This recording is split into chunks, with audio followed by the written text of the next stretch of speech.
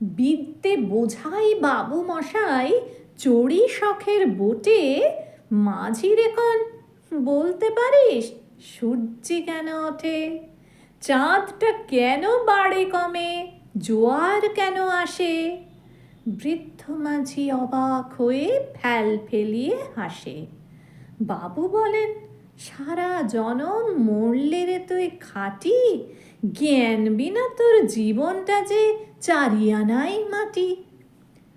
খানিক বাদে কহেন বাবু, বল তো দেখি ভেবে, নদীর ধারা কেমনে আসে পাহাড় হতে নেবে?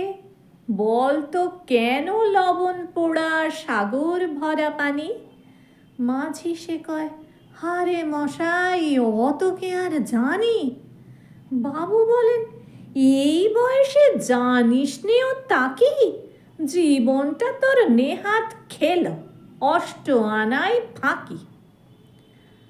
আবার ভেবে কহেন বাবু, বল তো রে বুড়ো, কেন এমন নীল দেখা যায় আকাশের ওই চূড়ো? বল তো দেখি সূর্য চাঁদে গ্রহণ লাগে কেন? বৃদ্ধ বলে, আমায় কেন লজ্জা দেছেন হেন? বাবু বলেন, বলবো কি আর, বলবো তোরে কিতা, দেখছি এখন জীবনটা তোর 12 আনাই বৃথা। খানিক বাদে ঝড় উঠেছে, ঢেউ উঠেছে ফুলে। বাবু দেখেন নৌকাখানি উঠল বুঝি দুলে। মাঝি রেখন, এ কি আপদ, ওরে ও ভাই মাঝি, ডুবলো নাকি নৌকো এবার, মরবো নাকি আজি? মাঝি শুধায়, সাঁতার জানো? মাথা নাড়েন বাবু। মূর্খ মাঝি বলে, মশাই এখন কেন কাবু? বাঁচলে শেষে আমার কথা হিসেব করো পিছে, তোমার দেখি জীবনখানা 16 আনায় মিছে।